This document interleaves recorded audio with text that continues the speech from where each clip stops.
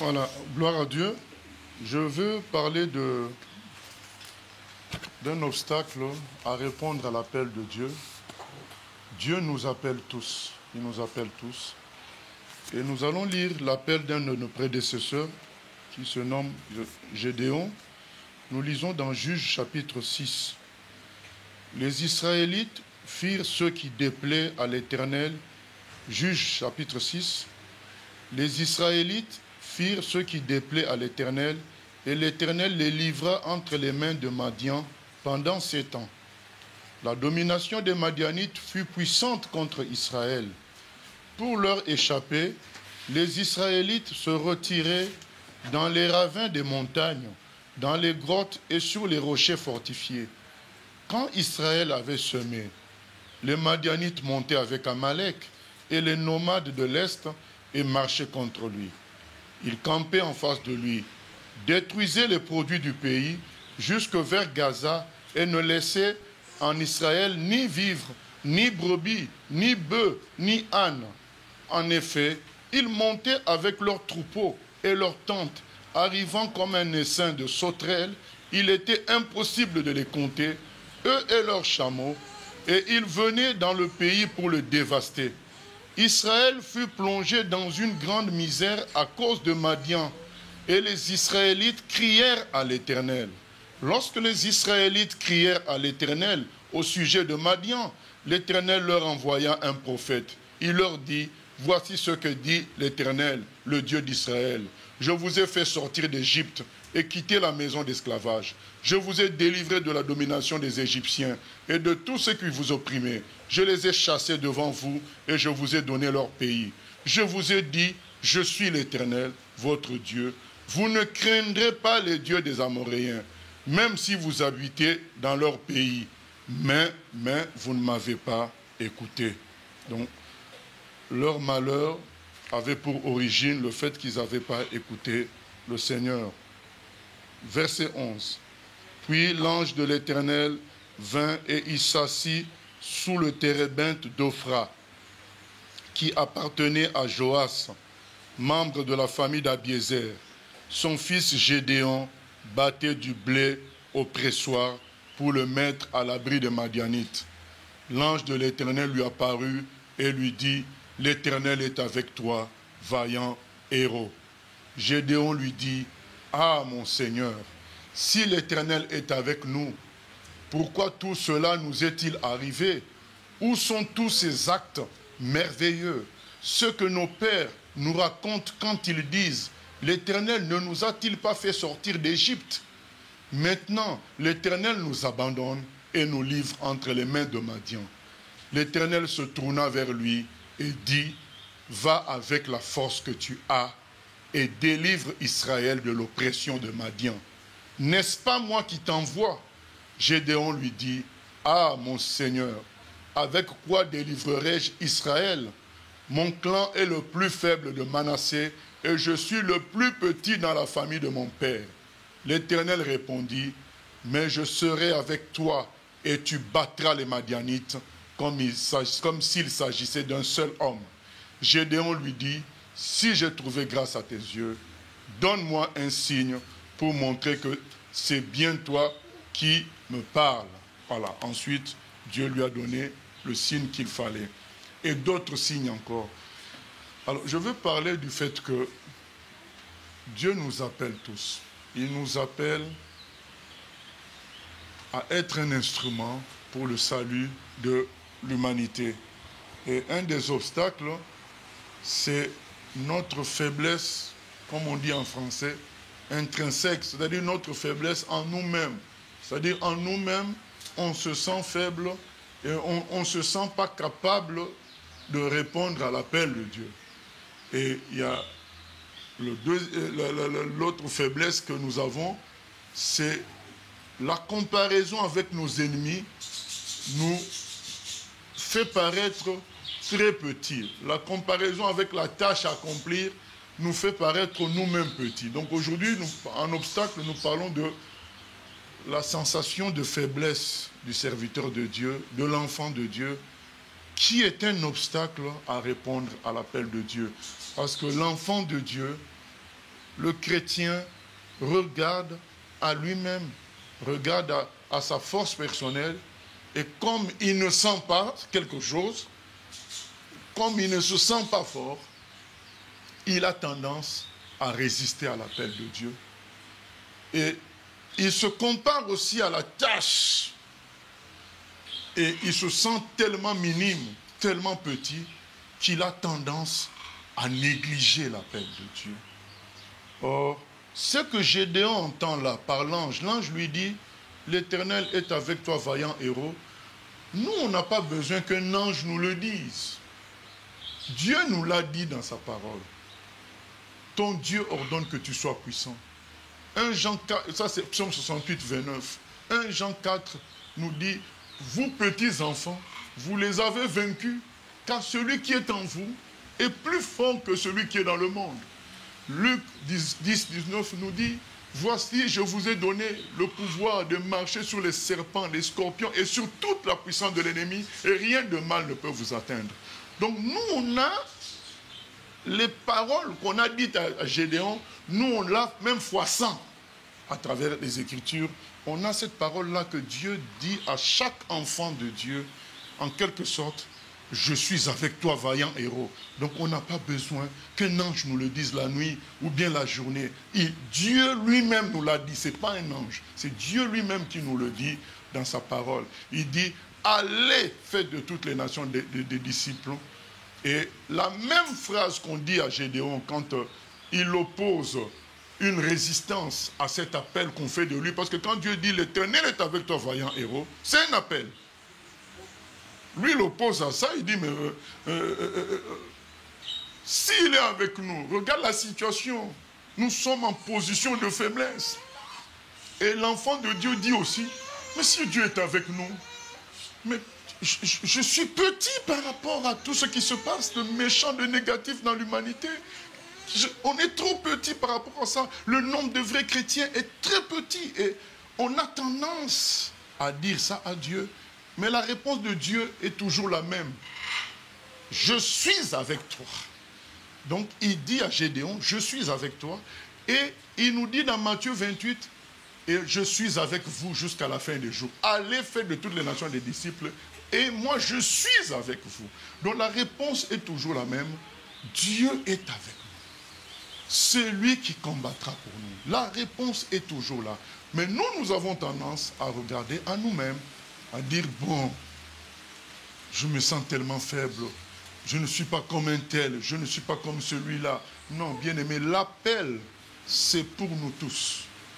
Chacun a sa dimension, mais nous recevons tout cet appel-là de contribuer au salut de l'humanité, de contribuer à ce que la lumière de Dieu brille, de contribuer à être le sel de la terre là où nous habitons, là où nous vivons, la lumière du monde là où nous habitons, là où nous vivons. Nous avons tous cet appel-là. Mon exhortation, c'est de répondre à cet appel. Et donc je parle de cet obstacle qui vient du fait qu'on se regarde à nous-mêmes et qu'on se sent faible, qu'on ne se sent pas à la hauteur, comme Gédéon, malgré le fait qu'on l'appelle vaillant héros, lui-même il avoue, et Dieu aime ça. Dieu aime qu'on dise, c'est vrai, je suis faible. Justement, il dit, crois en moi, tu es faible, c'est bien, c'est l'humilité, mais moi je te dis que je serai avec toi. Donc du coup, il fait sauter notre argument de faiblesse intrinsèque où on dit, bon, je ne me sens pas fort, je suis faible. Gédéon dit, ma famille est la plus petite de Manassé. On n'est même pas connu. Et moi, je suis le plus petit de ma famille. Donc, avec quelle force je vais faire ce que je vais montrer que je suis vaillant héros. Dieu dit, je serai avec toi. Voilà la première réponse qu'on reçoit de Dieu. Je serai avec toi. C'est clair. Et maintenant, bien-aimé, Gédéon, qu'est-ce qu'il donne comme autre phrase, qui sort comme autre phrase? Il dit, mais autrefois, ô Dieu, tu as fait des exploits avec nos parents, mais aujourd'hui on ne les voit plus. Dieu dit, je serai avec toi et tu les battras comme un seul homme. En quelque sorte, je suis capable de répéter les mêmes exploits que j'ai faits autrefois. Donc on voit que malgré la faiblesse, hein, la sensation de faiblesse de Gédéon, il avait quand même le souvenir de la grandeur de Dieu. C'est ça que nous devons comprendre. Malgré le fait que la situation peut paraître vendue aujourd'hui, perdue, comme j'entends que le Covid a même détruit la foi de beaucoup de vieux chrétiens. Donc malgré le fait que ça peut paraître perdu, la situation peut être comme dégénérée totalement. Le souvenir de ce que Dieu a fait autrefois maintenait Gédéon dans une certaine foi. Et je crois que c'est même pour cela peut-être que Dieu l'a choisi. Pas parce qu'il était fort, mais parce qu'il avait le souvenir quand même de qui était Dieu, de qu'est-ce qu'il avait fait. Et il dit à Dieu, mais c'est où? Bien-aimés, en imitation à Gédéon, nous devons avoir toujours le souvenir de ce que Jésus a accompli à la croix. Que personne ne nous trompe, c'est la vérité. Quand Jésus dit dans Jean 19, 30, tout est accompli, c'est la vérité. Je sais, et d'ailleurs Gédéon le dit, je sais moi aujourd'hui qu'en apparence, la vérité est faible aujourd'hui. En apparence, la vraie Église est faible aujourd'hui. En apparence, le mal semble submergé avec tout ce qu'on vient de subir ces 18 derniers mois. On a l'impression que les gens des forces de ténèbres s'avancent tranquillement. En réalité, c'est faux, ils n'avancent pas tranquillement. Mais ça donne cette apparence de suprématie du monde des ténèbres. C'est faux. Dieu reste le plus fort.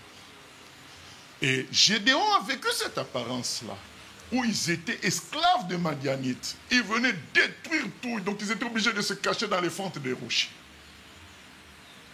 Dieu lui dit, je serai avec toi, et tous ces gens-là qui vous font peur, toi tu les battras, comme un seul homme. Donc Dieu nous dit une fois de plus, Christ a tout accompli à la croix. Ça doit être notre base. Il dit, tout est accompli. Maintenant, allez. Il est ressuscité. Maintenant qu'il est ressuscité, il nous démontre que tout est possible désormais. Si la mort a été vaincue, le salut est possible en Guyane. Le salut est possible en Inde. Le salut est possible partout. En Birmanie, le salut est possible. Jésus est ressuscité. C'est comme ça que les premiers chrétiens se disaient bonjour. Le premier disait, Christ est ressuscité. L'autre répondait, il est vraiment ressuscité. Maintenant qu'il est ressuscité, il dit, allez maintenant annoncer la bonne nouvelle à tout le monde. Je suis ressuscité, je suis vivant. Donc tout est désormais possible. La situation que nous vivons, c'est la même situation que Josué et Gédéon étaient en train d'expérimenter. Une situation où lui-même est petit, où la situation dans laquelle il est avec son peuple est une situation défavorable. À tel point que tu ne vois pas d'où peut venir le secours et comment ça viendra. Dieu dit, ça viendra de moi. Mais Gédéon dit, mais tu feras comment? C'est avec toi. C'est avec les personnes, c'est ça mon exhortation, qui ont le courage d'avoir le souci de voir la parole de Dieu s'accomplir, les promesses de Dieu s'accomplir. C'est avec de telles personnes que Dieu va agir. Ces personnes-là sont faibles comme Gédéon. Elles ne se sentent pas fortes. Elles sont dans une situation qui semble donner victoire aux forces des ténèbres. Mais elles ont le souvenir de l'œuvre de la croix. Elles se disent, comme Dieu ne peut pas mentir, l'œuvre de la croix est la vérité. Avec Jésus, nous pouvons tout faire. Avec Jésus, nous ferons des exploits. Jésus dit, allez prêcher la bonne nouvelle à toute la création. Allez, faites de toutes les nations des disciples. Donc c'est possible. Ce que l'ange a dit à Gédéon, Dieu nous le dit lui-même directement dans sa parole. Ce n'est pas une question qu'on ait un ministère connu. Non. Chacun doit commencer par avoir ce souci-là de voir la parole de Dieu s'accomplir, que les âmes soient sauvées, que la vérité soit connue, que la lumière, Jésus a dit la lumière, on ne la cache pas en dessous de la table. Vous savez, le danger de fuir ses responsabilités, de fuir la prise de conscience, c'est qu'on devient comme le peuple d'Israël en ce moment-là. Gédéon est en train de moudre le froment dans le but d'aller cacher ça au regard des Madianites, parce qu'il savait que, voilà, il pouvait venir en grand nombre et tout piller. Au fait, on s'adapte en quelque sorte au mal. On s'adapte au fait que le mal est plus fort que nous. On s'adapte au divorce. On s'adapte au péché. Et on conserve un petit minimum de peuple de Dieu. Bon, je vais au culte dimanche. On conserve un petit minimum. On prie avant de manger. On conserve un petit minimum. On chante dans une chorale. Mais on n'est pas en action par rapport à Matthieu 28, 18 à 20. Allez, faites de toutes les nations des disciples. On n'est plus en action parce qu'on ne voit même pas par où commencer tellement la situation est catastrophique. C'est ainsi qu'on tolère maintenant que le mal nous environne, que les Madianites soient là et on commence à cacher le froment. Il n'y a plus l'identité du peuple de Dieu vainqueur qui n'a peur de rien. Mais c'est l'identité du peuple de Dieu caché, qui a peur de tout, mais qui garde un lien quand même avec Dieu. Mais Dieu, comme il nous aime, comme il est fidèle, il va toujours toucher des gens comme Gédéon au milieu de nous pour dire, levez-vous, réveille-toi. Moi, c'est ça ma prédication. Réveillons-nous. Que notre faiblesse intrinsèque ou bien notre faiblesse en comparaison aux autres ne nous empêche pas de répondre à l'appel de Dieu. Ce n'est pas parce qu'on n'est pas connu que Dieu ne nous appelle pas. Dieu appelle chaque enfant de Dieu. Donc toute la parole, c'est un appel à nous tous. Mais nous n'aurons pas tous le même rôle, mais c'est un appel à nous tous. À prendre nos responsabilités d'enfants de Dieu, d'héritiers. Hein? L'apôtre Paul a dit, nous ne possédons rien, mais tout est à nous, parce que tout est à notre Père. Donc cette terre est à nous. Donc quand on voit les gens en train de sombrer dans l'alcool, de sombrer dans les guerres familiales, quand on voit les familles divisées, les mauvaises lois qui passent par le Parlement, quand on voit tout ça, ça doit nous déchirer le cœur parce que cette terre est à notre papa, c'est à nous en quelque sorte. Donc on doit se comporter en responsable pour dire, il faut que je mette du mien pour que les choses changent. Non pas qu'on veut transformer la terre en paradis, mais que la parole soit annoncée au maximum. Que les gens se convertissent. Du moins, chaque individu qui se convertit reçoit le paradis dans sa vie en attendant le vrai paradis futur au ciel. Chaque individu qui convertit reçoit le soleil de justice en lui qu'il peut répandre à son tour jusqu'à ce que Jésus vienne nous enlever. On doit entrer dans ce processus-là, dans ce travail. Mais on regarde à soi-même, on regarde à la tâche. On se dit, mais non, mais c'est trop grand. Dieu dit, je serai avec toi. Le problème, c'est toi qui dois répondre à mon appel. Le problème, ce n'est pas les capacités. La capacité vient de moi, dit le Seigneur. C'est toi qui dois prendre conscience que tu es enfant de Dieu et que cette terre, tu en es le responsable. Spirituellement, tu dois prendre tes responsabilités. Tu dois dire au Seigneur, me voici, envoie-moi. Demande-moi de faire ce que j'ai à faire. L'apôtre Paul, quand il a eu la vision du Seigneur sur la route de Damas, il a posé la question au Seigneur, Seigneur, que dois-je faire? Un enfant de Dieu doit poser la question au Seigneur, que dois-je faire?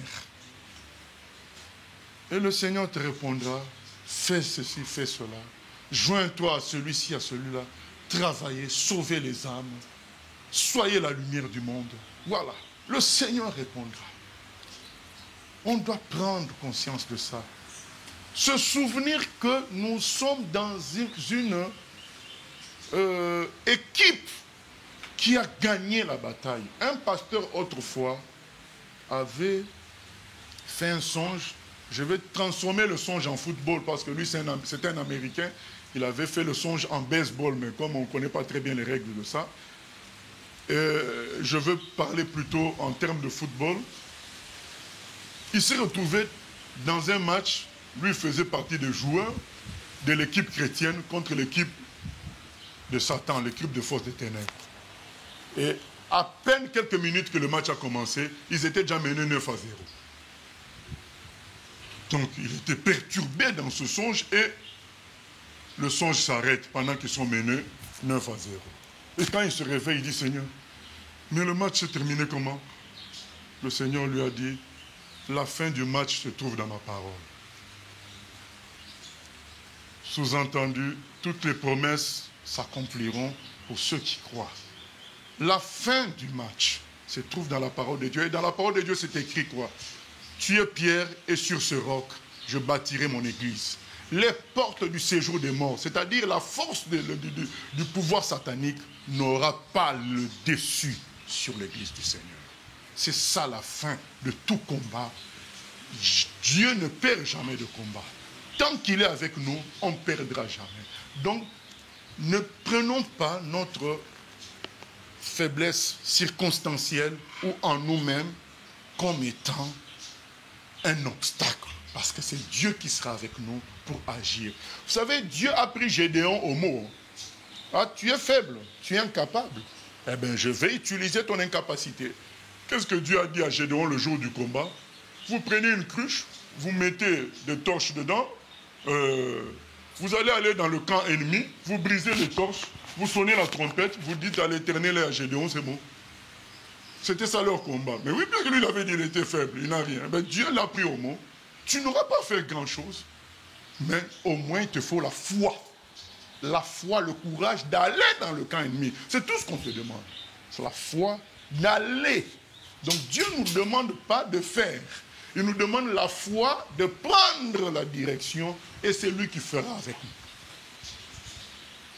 Donc la faiblesse personnelle ou circonstancielle ou par rapport aux éléments n'est pas une raison. Parce que c'est Dieu qui va faire. Nous, ce qui nous est demandé, c'est de prendre conscience de la situation de la terre. Prendre conscience de la situation des familles. Prendre conscience de la mainmise des maladies sur les humains. Les humains sont devenus comme des esclaves face à toutes sortes de maladies qui semblent sans solution. Prendre conscience de tout ça. La terre de ton papa, voilà ce qu'elle est devenue entre les mains des forces des ténèbres. C'est ce que Dieu nous demande. Il nous demande de nous repentir de nos péchés. Peut-être qu'on s'est laissé influencer par cette terre-là. On a fait des erreurs. C'est ça qui fait qu'on se retrouve comme démunis face à tout ce qu'on voit. Repentons-nous, même si ce n'est pas nous qui avons péché personnellement, repentons-nous à la place de l'Église en général pour dire voilà la direction que les chrétiens ont prise et c'est ça qui conduit à cet état-là de dépression, de difficulté, de sensation de faiblesse totale face à la puissance des ténèbres. Repentons-nous de tous les péchés que nous connaissons.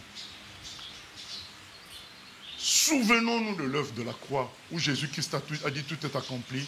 Souvenons-nous de toutes les promesses du Seigneur. Reprenons notre responsabilité. Disons Seigneur, je réponds oui à l'appel. Peut-être que le Seigneur ne te dira pas directement aujourd'hui qu'est-ce qu'il attend de toi exactement. Mais fais comme Gédéon, évalue alors la situation de ton peuple, les enfants de Dieu. Évalue la situation de l'humanité. Fais une évaluation. C'est-à-dire, tu prends une feuille, ou bien dans ta tête, tu regardes les problèmes des enfants de Dieu, les problèmes des familles chrétiennes. Tu mets tout ça sur un papier. Là où tu habites, le pays où tu habites, la région où tu habites, la ville où tu habites, tu fais un état des lieux. de la mainmise du diable dans cette région-là. Un état des lieux, des esprits démoniaques qui dominent ta région. Ceux qui détruisent les familles, détruisent la jeunesse. Tu fais un état des lieux de tout ça. Tu fais un état des lieux des problèmes au milieu des chrétiens. Tu dis, Seigneur, en attendant de recevoir un appel clair, peut-être d'aller en Chine, peut-être, on ne sait pas, je commence par là où j'habite. Je veux me mettre en prière. S'il faut me joindre à 2 ou 3 personnes, qu'on prie pour cet état de lieu. Par rapport à ce qu'on voit qui ne va pas, on va commencer à prier afin que ton église se relève, afin que ton règne vienne à nouveau et que les âmes soient sauvées en multitude. Il y a beaucoup de choses à dire. Même Jésus a dit, la moisson est grande, il y a peu d'ouvriers. Il a fait un état de lieu. Il a vu beaucoup de païens que lui peut sauver en claquant des doigts. Mais il dit, mais qui va s'en occuper après? Priez le maître de la moisson qu'il envoie des ouvriers dans sa moisson. C'est cela, bien-aimé. On peut faire une évaluation de la situation et commencer à s'impliquer dans la prière par rapport à ça. Commencer à s'impliquer avec quelqu'un d'autre dans la prière par rapport à ça. Et c'est dans cette implication-là, c'est dans cette prise de conscience et de responsabilité que Dieu va t'éclairer sur son propre plan pour toi.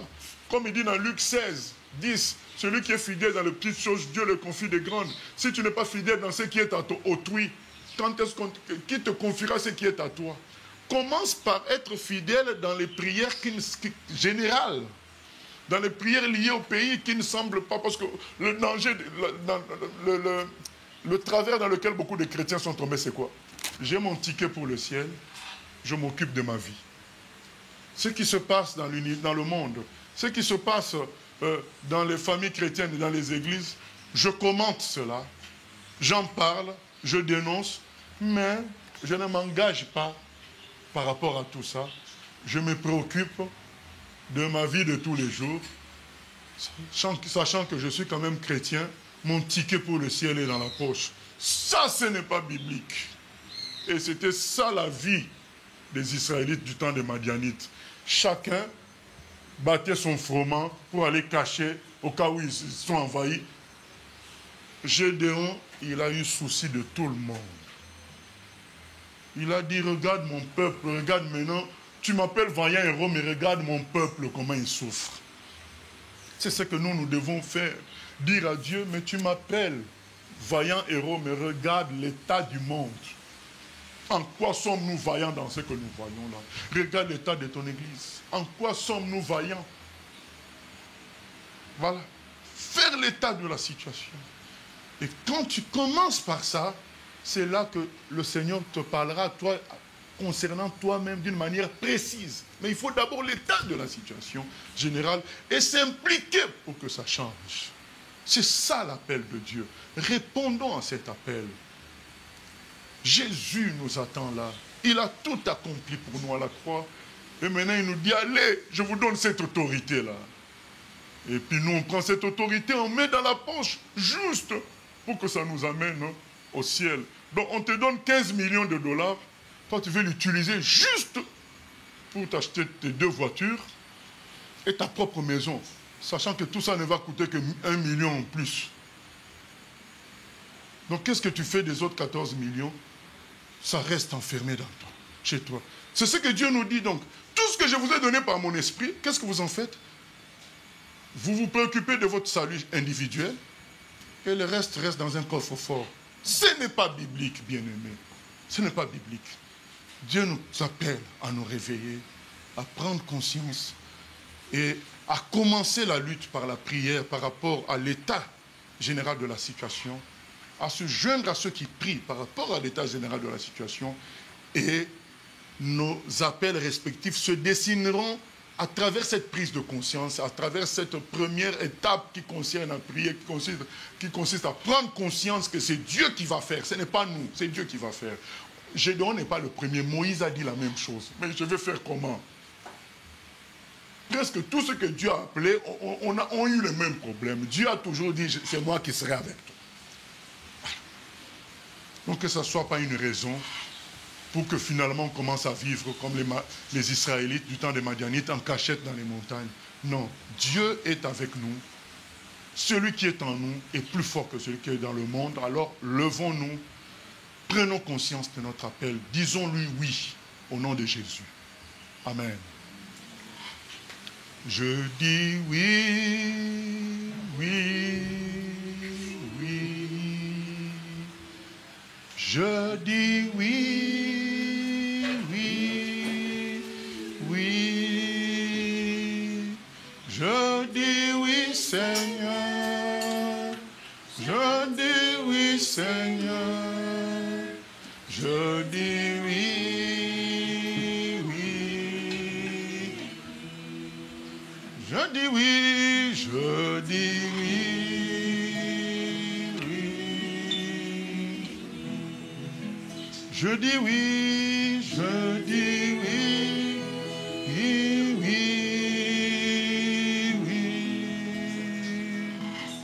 Je dis oui, Seigneur. Je dis oui, Seigneur. Je dis oui, oui. Oui à ton appel. Je dis oui. Je dis oui. Oh, je dis oui. Je dis oui. Je dis oui.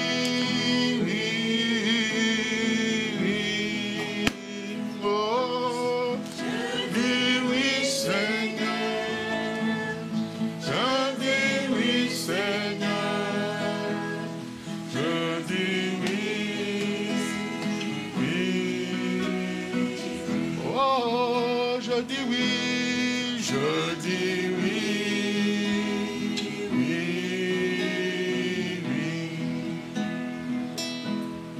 Je dis oui, oui, oui. Je dis oui, Seigneur. Je dis oui, Seigneur. Je dis oui.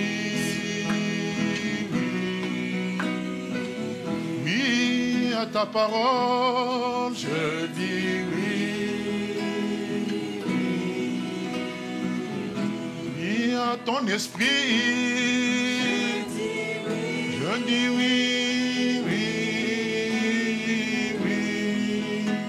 Oh, Seigneur, je dis oui, Seigneur, je dis oui.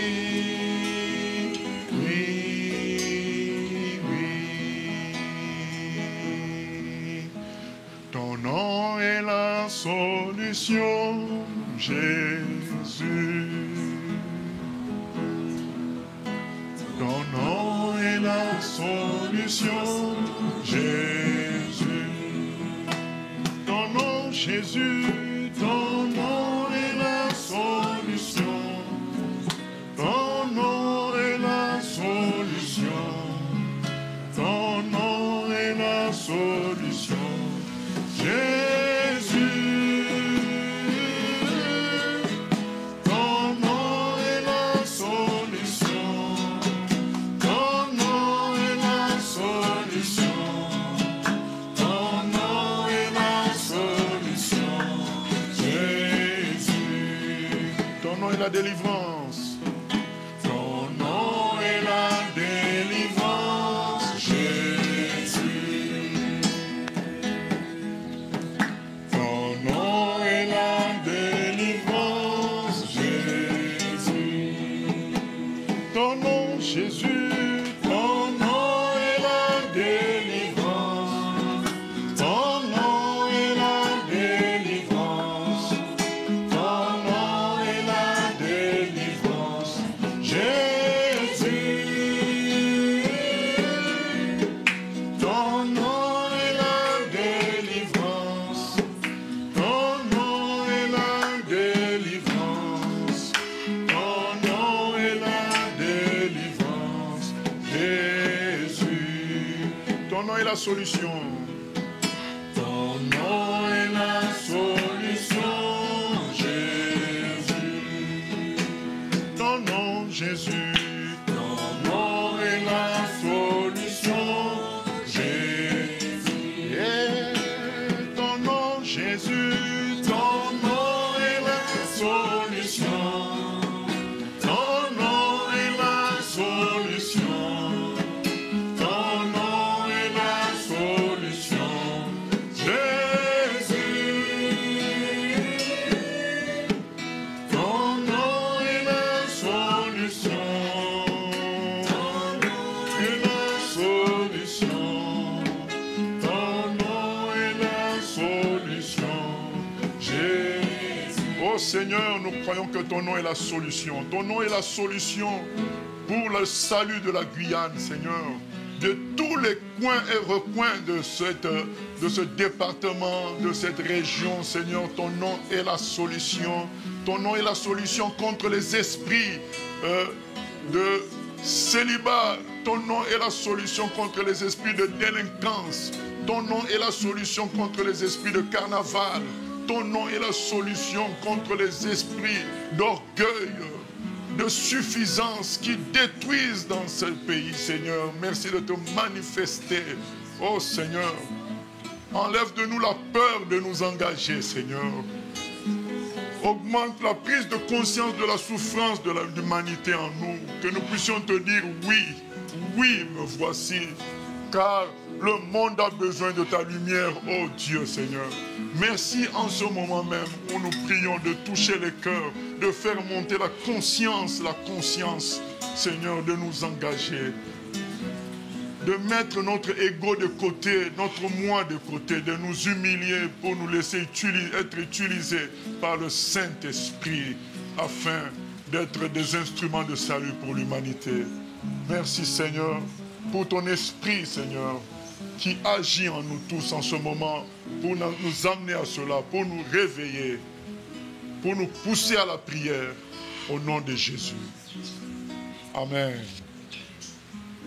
Gloire à Dieu.